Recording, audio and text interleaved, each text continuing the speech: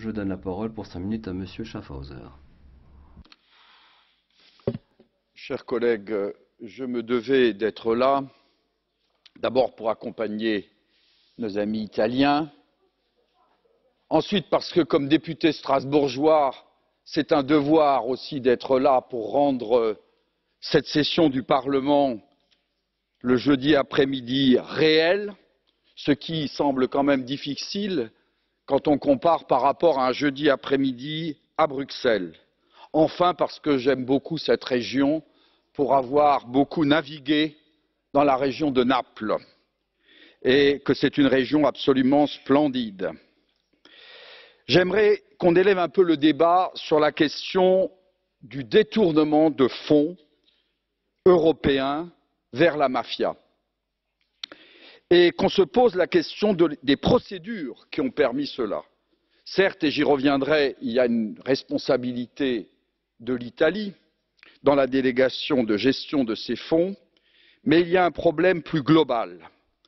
Je constate que soit, et là je me tourne vers la Commission, nous sommes dans des procédures extrêmement compliquées où, craignant tout détournement de fonds, on n'arrive plus à dépenser les fonds. Je cite en exemple, par exemple, le G5 Sahel. Nous avons voté 15 milliards. Ils sont absolument nécessaires pour cette zone, pour lutter en matière de sécurité et développement, mais les procédures mises en place sont telles qu'on ne dépense pas l'argent, par peur d'un détournement des fonds. Il y a un problème. Soit on est en face de protocoles, de chartes d'éthique, de codes de bonne conduite, de transparence, de divulgation des conflits d'intérêts, et j'en passe, d'appels d'offres ouverts. Et malgré tout, nous constatons ce détournement de fonds permanent. Pourquoi en est-on arrivé là? Je pense que vous devez, vous à la Commission, vous poser des questions. Comment adapter des procédures au monde réel et à la situation réelle? Car il est très facile de faire des appels d'offres dans lesquels il y a détournement, dévoiement des fonds. Et ceci aurait dû être anticipé, car il est quand même inacceptable qu'on arrive par des fonds européens à soutenir des mouvements, la criminalité organisée. Et certes, il faut alors, ce que vous proposez est très bien, on fait une sanction, on redonne de l'argent pour contribuer à remettre les choses en place. Mais est-ce que cet argent donné ne sera-t-il pas à nouveau détourné? Nous sommes en face, en Italie, de la même situation que nous avons dans des pays très difficiles où la mafia, et je pense particulièrement à la mafia albanaise, que ce soit au Kosovo, que ce soit en Bosnie-Herzégovine, que ce soit même en Serbie, dans tous ces pays d'élargissement où des fonds communautaires, et vous le savez, sont détournés également pour soutenir des mouvements de la criminalité organisée.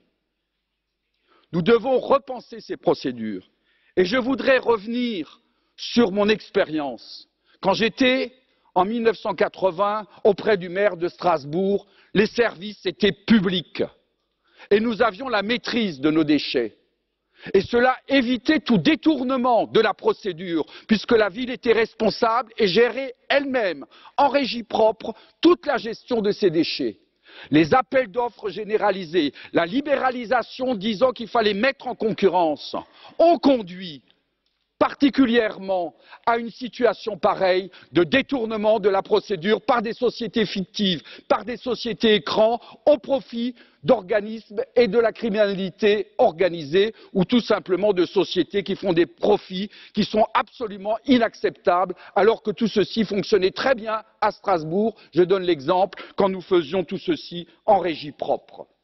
Deuxième chose, la faiblesse, l'affaiblissement de l'État. La manière dont l'État a été empêché, le retrait de sa souveraineté, l'incapacité qu'il a véritablement de pouvoir utiliser les moyens, souvent de force, par rapport à la criminalité organisée. Il n'y a pas que des éléments de droit, il y a aussi le monopole de la force. Et nous sommes rentrés dans un circuit si compliqué que nous n'en sortons pas parce que nous avons affaibli les États. Juste pour finir, et excusez-moi, la Commission doit penser des procédures liées à la réalité. Vielen Dank, Herr Kollege Schaffhauser.